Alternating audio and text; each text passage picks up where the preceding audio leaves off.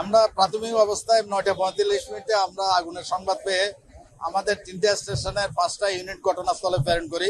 Seat and shopping complex number গেটের নিচের তলায় যে কাপড়ের দোকানে, এখানে 2টা কাপড়ের দোকান আমরা ক্ষতিগ্রস্ত হয়েছে এটা দেখেছি, এবং আগুনের হিট এবং আর এখানে স্মোকের পরিমাণ সবচেয়ে বেশি, যেহেতু এখানে গুরুত্বপূর্ণ ব্যাংক সহ অন্যান্য স্থাপনা, গ্যাস অফিস, অন্যান্য আমাদের বিমান অফিস এগুলো রয়েছে, যার কারণে আমরা অত্যাধিক গুরুত্ব দিয়ে আমরা এই আগুনটাকে আমরা নিজেরা নিয়ন্ত্রণের চেষ্টা করছি।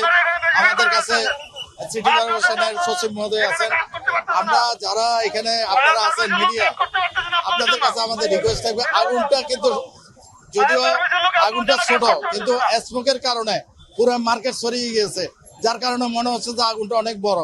কিন্তু আমরা স্মোকটা যদি কমিয়ে ফেলতে পারি, আমরা স্মোক ইজেক্টর দিয়ে আমরা ব্যবহার করতেছি আগুনের ধোঁয়াটা কমিয়ে আনা, এবং ব্রিদিং অ্যাপারেটস দিয়ে আমাদের ফায়ার ফাইটার বিভাগ প্রবেশ করেছে।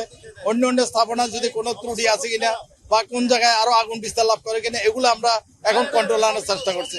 আমাদেরকে একটু সময় দেন, আমরা অল্প সময়ের মধ্যে আমরা আশা করি আগুনটা সম্পূর্ণ আমাদের নিয়ন্ত্রণে আসলে আপনাদেরকে পরবর্তী বিস্তারিত জানাতে হবে। এই মুহূর্তে আমরা যেহেতু এখানে অনেক প্রচুর ধোঁয়া আছে, অন্ধকার, এখানে সবকিছু না দেখে আমরা এই মুহূর্তে বলতে পারবো না, আরো একটু আমাদেরকে সময় নিতে হবে।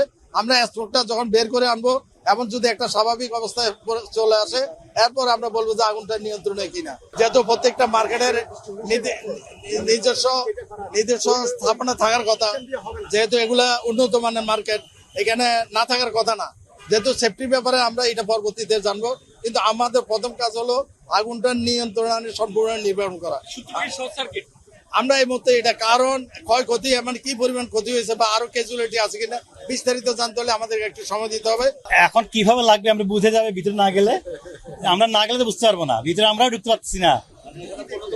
এখন আমরা ঢুকলে বুঝতে পারবো, আমরা না ঢুকলে কোনো কিছু বুঝতে পারবো না কিভাবে লাগছে, কি হয়েছে।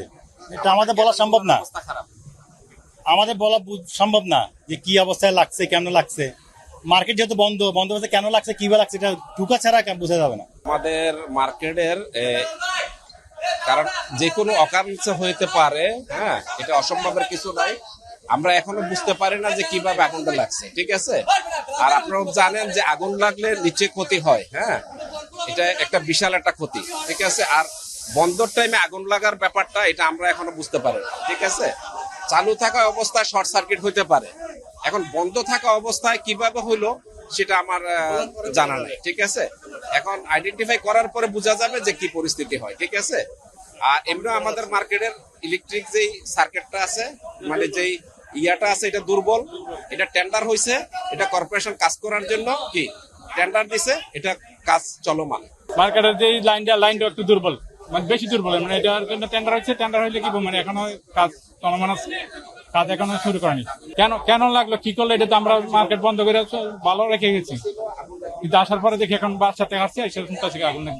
ক্ষয়ক্ষতি কি পরিমাণ হচ্ছে বা হবে সেটা আমরা বলতে পারবো না। আমরা মূলত বাইরে থেকে নিউজ পেয়ে দ্রুত চলে আসছি, আমাদের দোকান আছে, এখনো কি অবস্থা ভিতরে বলতে পারবো না। তবে বেসিক্যালি আমাদের মার্কেটের বিদ্যুতের লাইনটা দুর্বল, এতটুকু পর্যন্ত আমি মন্তব্য করতে পারতেছি।